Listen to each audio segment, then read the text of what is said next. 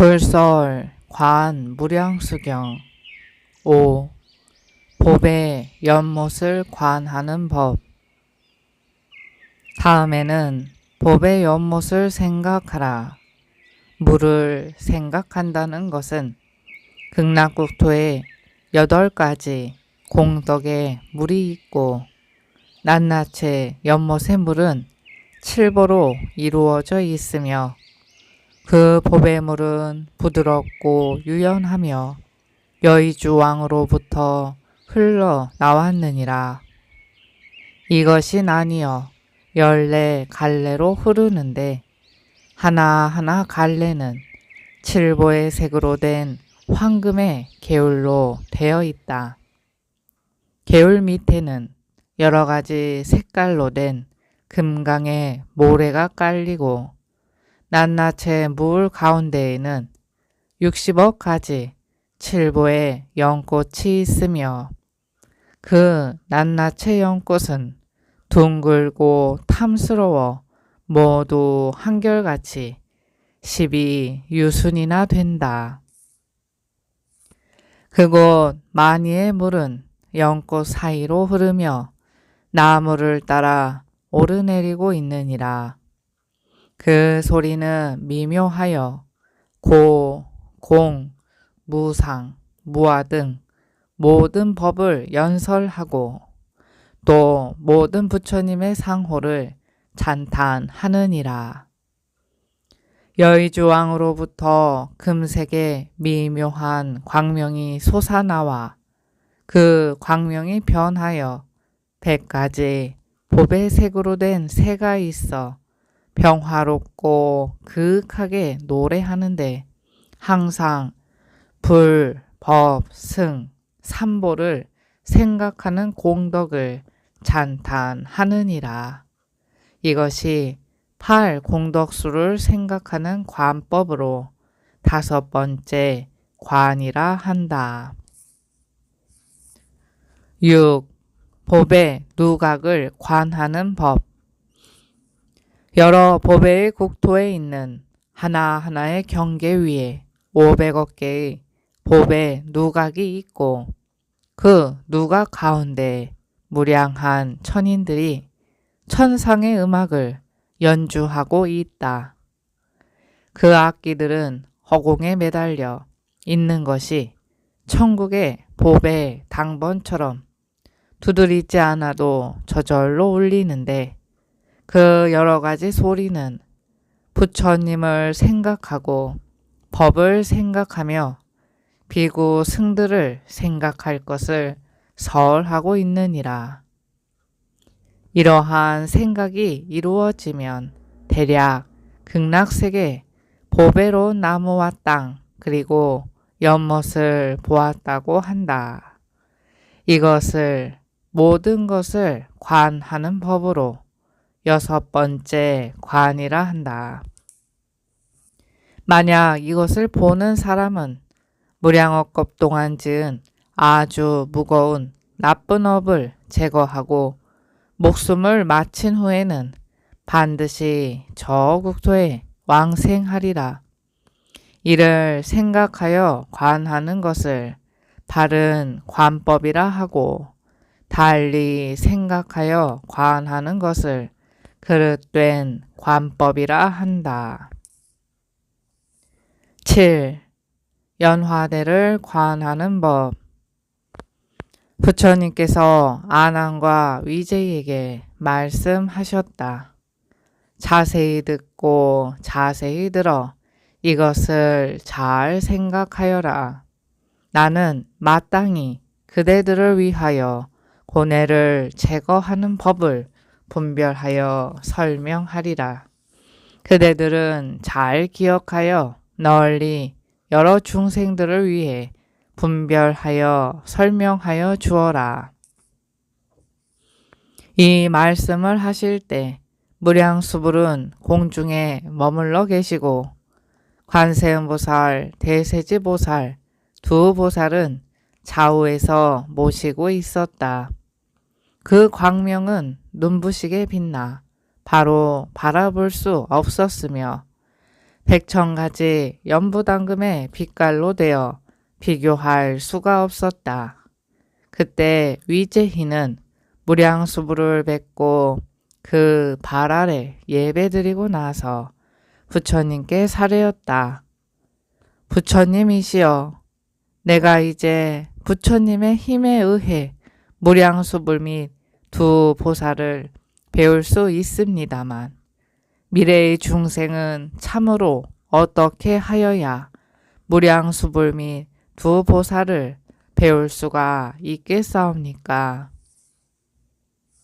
부처님께서 위제이에게 말씀하셨다. 저 부처님을 뵙고자 하는 사람은 마땅히 생각을 일으켜 칠보의 땅 위에 연꽃을 관할지니라. 그 연꽃 하나하나의 잎에는 100가지 보배의 색이 있고 8만 4천 가지 줄기가 있음이 마치 천상의 그림과 같으며 줄기에는 8만 4천 가지 광명이 있는 것을 분명하게 보도록 해라. 꽃잎이 작은 것도 가로 세로 250 유순이나 되는데 이와 같은 연꽃에 8만 4천 개의 잎이 있고 낱낱의 잎 사이에는 각각 100억 개의 만이주왕으로 장식되어 있다. 하나하나의 만이로부터 1000가지 광명이 발하여 그 광명이 일상과 같으며 칠보로 이루어져 두루 땅 위를 덮고 있느니라.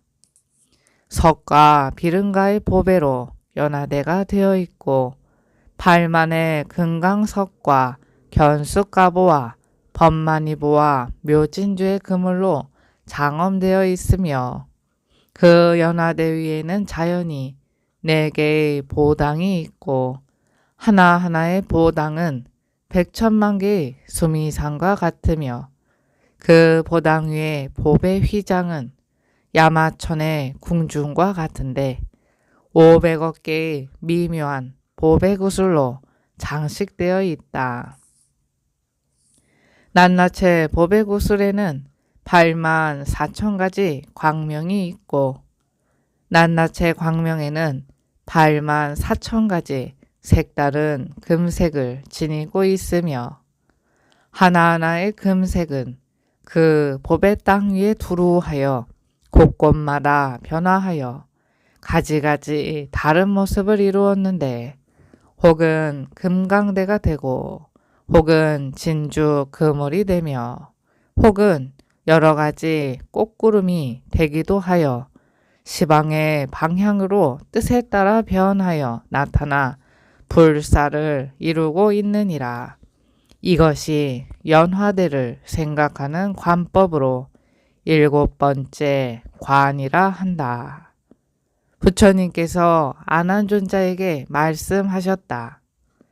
이와 같은 묘한 꽃은 본래 법장비구의 원력으로 이루어진 것이다. 그러니 저 부처님을 생각하고자 하면 저 연화대를 생각할지니라. 이 생각을 할 때는 다른 번잡한 관을 하지 말고 하나하나의 잎, 하나하나의 구슬, 하나하나의 광명, 하나하나의 연화대, 하나하나의 당을 관하되 분명하게 하여 거울 속에 자기 얼굴을 보는 것처럼 하라. 이 생각을 이루는 사람은 오만거 생사의 죄를 제거하여 반드시 극락세계에 태어날 것이니라. 이렇게 생각하여 관하는 것을 바른 관법이라 하고 달리 생각하여 관하는 것을 그릇된 관법이라 한다. 8. 부처님의 형상을 관하는 법. 부처님께서 아난존자와 위제이에게 말씀하셨다. 이 일을 다 보았으면 다음은 부처님을 생각할지니라. 어찌 그런가 하면 모든 부처님은 법계 신이시고 일체 중생의 마음 가운데 들어 계시기 때문에 그대들이 마음으로 부처님을 생각할 때 그 마음이 곧 32상과 80 수영호이며 이 마음으로 부처를 이루고 이 마음이 곧 부처이니라.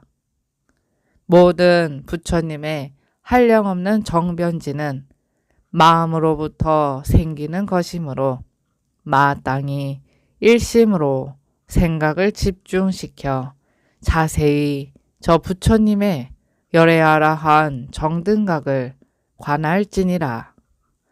저 부처님을 생각하는 사람은 먼저 반드시 부처님의 형상을 생각하여 눈을 감거나 눈을 뜨거나 하나의 보배스런 부처님 모습이 연부당금의 빛과 같이 하여 저 연화대 위에 앉아 계신 것을 볼지니라.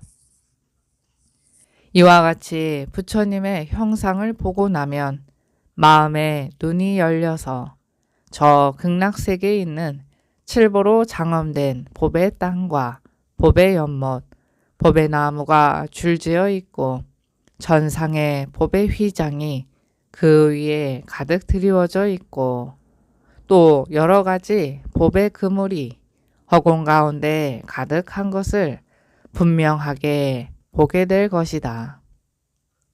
이와 같은 일을 분명하게 보는 것이 손바닥을 보는 것과 같이 하라.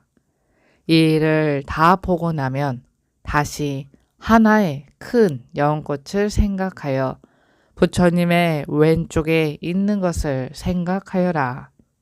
그것은 앞에서 말한 연꽃과 다르지 않다. 그리고 또 한 송이 커다란 연꽃이 부처님의 오른쪽에 있게 생각하여라.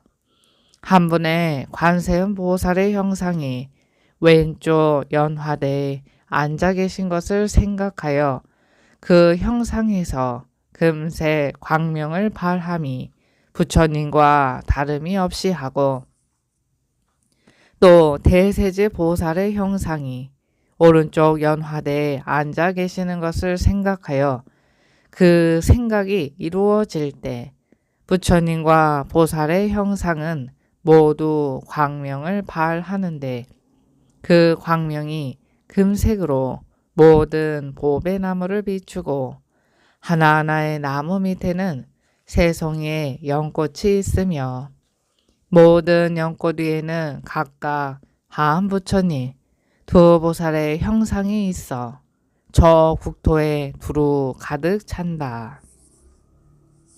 이와 같은 생각이 이루어질 때 수행자는 흐르는 물과 광명과 모든 보배나무, 기러기와 원앙새 등이 미묘한 법을 설하는 것을 들을 것이다.